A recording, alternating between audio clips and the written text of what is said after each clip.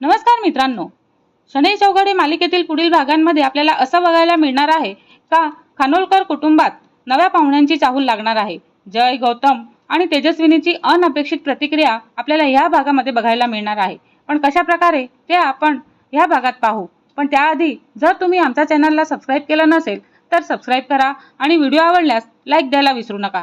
तर आपण पाहतो की दवाखान्यात गेलेले साक्षी आणि आकाश हे कशासाठी, तर ते आपल्याला इथे पाहायला मिळणार आहे की दवाखान्यात डॉक्टरांची तपासणी संपते आणि डॉक्टर हसतमुखाने आकाश आणि साक्षीकडे पाहतात।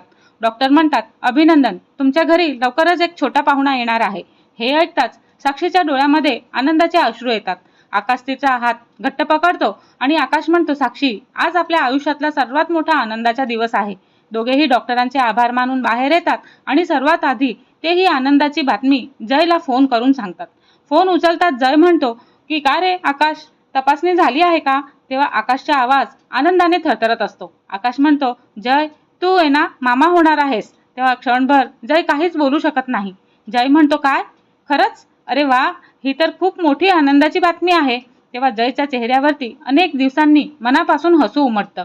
तो लगेचच गौतमला फोन लावतो आणि जय गौतमला म्हणत असतो की लगेच घरी ये गौतम, आपल्या घरात मोठी आनंदाची बातमी आहे। तेव्हा गौतम घरी पोहोचतो। गौतम घरी आल्यावर ती विचारतो, काय झालं दादा, एकट्या आणि एवढ्या घाईघाईने का बोलवलंस? तेव्हा जय हसतच त्याला मिठी मारतो आणि जय म्हणतो की आपण दोघेही मामा होणार आहोत गौतम, आणि साक्षी आई होणार आहे।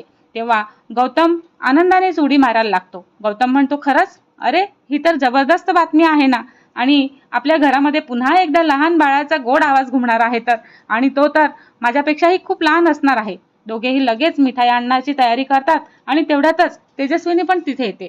तेजस्विनी म्हणते, काय चाललेलं आहे, दोघं इतकी का आनंदात दिसताय? जय शांतपणे म्हणतो की जय म्हणत असतो, आई, साक्षी आई होणार आहे ग। हे ऐकताच तेजस्विनी काही क्षण स्तब्धच होते आणि तिच्या डोळ्यामध्ये आनंदाश्रू दाटून येतात, पण मनामध्ये वेगळीच भावना दिसत असते। तेजस्विनी म्हणते, देवाचे लाख लाख आभार आहे की माझं घर पुन्हा एका नव्या आनंदाने भरून जाणार आहे, आणि ती लगेचच देवघरात जाऊन दिवा लावते। तेजस्विनी म्हणते, देवा, माझ्या मुलीला आणि बाळाला सुखरूप ठेव। तेव्हा गौतम हसतच म्हणत असतो, आई, आता हे घर खेळणी, छोट्या छोट्या कपड्यांनी आणि बाळांच्या गमती सुरू होणार आहे ना? तेव्हा तेजस्विनी ही हसते। तेजस्विनी म्हणते, हो, पण आता साक्षीची काळजी सगळ्यांनी घ्यायची आहे हा, तिला कोणताही त्रास होता कामा नाही। इतक्यातच आकाश आणि साक्षी घरी पोहोचतात। घरात प्रवेश करतात आणि जय आणि गौतम त्यांच्यावरती फुलांचा वर्षाव करतात। जय साक्षीच्या डोक्यावरून हात फिरवत असतो आणि जय म्हणतो की आजपासून तू फक्त माझी बहीण नाहीस, तर तू एका नव्या जीवाची आई पण आहेस साक्षी, आणि स्वतःची काळजी घे बरं का। तेव्हा आकाश भावुकच होतो। आकाश म्हणतो, जय, मला माहिती होतं ही बातमी ऐकून सर्वात जास्त आनंद तुलाच होणार आहे। गौतम साक्षीला हसतच म्हणत असतो, अगं, आता माझं नाव आधीच ठरलेलं आहे, मी या बाळाचा सर्वात लाडका मामा असणार आहे। आणि सगळ्या मोठ्या मोठ्याने हसत राहतात। तेजस्विनी साक्षीला मिठी मारते। तेजस्विनी म्हणते, माझ्या लेकरा, आता तू कोणतीही काळजी करायची नाही आणि सगळं घर तुझ्या पाठीशी उभं आहे।